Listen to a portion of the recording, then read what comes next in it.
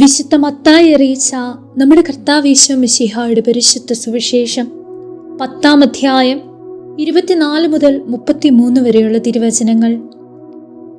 ശിഷ്യൻ ഗുരുവിനേക്കാൾ വലിയവനല്ല, ഭൃത്യൻ യജമാനേക്കാൾ വലിയവനല്ല. ശിഷ്യൻ ഗുരുവിനെ പോലെയും ഭൃത്യൻ യജമാനനെ പോലെയും ആയാൽ മതി. ഗൃഹനാഥനെ അവർ ബെൽസെബൂൽ എന്ന് വിളിച്ചെങ്കിൽ അവൻ്റെ കുടുംബാംഗങ്ങളെ എന്തു തന്നെ വിളിക്കുകയില്ല. നിങ്ങൾ അവരെ ഭയപ്പെടേണ്ട. എന്തെന്നാൽ മറഞ്ഞിരിക്കുന്നതൊന്നും വെളിപ്പെടാതിരിക്കുകയില്ല, നിഗൂഢമായിരിക്കുന്നതൊന്നും അറിയപ്പെടാതിരിക്കുകയുമില്ല. അന്ധകാരത്തിൽ നിങ്ങളോട് ഞാൻ പറയുന്നവ പ്രകാശത്തിൽ പറയുവിൻ. ചെവിയിൽ മന്ത്രിച്ചത് പുരമുകളിൽ നിന്ന് ഘോഷിക്കുവിൻ.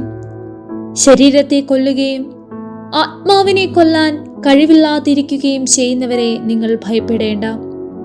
മറിച്ച് ആത്മാവിനെയും ശരീരത്തെയും നരകത്തിനിരയാക്കാൻ കഴിയുന്നവനെ ഭയപ്പെടുവിൻ. ഒരു നാണയത്തുട്ടിന് 2 കുരുവികൾ വിൽക്കപ്പെടുന്നില്ലേ? നിങ്ങളുടെ പിതാവിൻ്റെ അറിവ് കൂടാതെ അവയിൽ ഒന്നുപോലും ദിലം പതിക്കുകയില്ല. നിങ്ങളുടെ തലയിലെ ഓരോ മുടിയിഴയും എണ്ണപ്പെട്ടിരിക്കുന്നു. അതിനാൽ ഭയപ്പെടേണ്ട.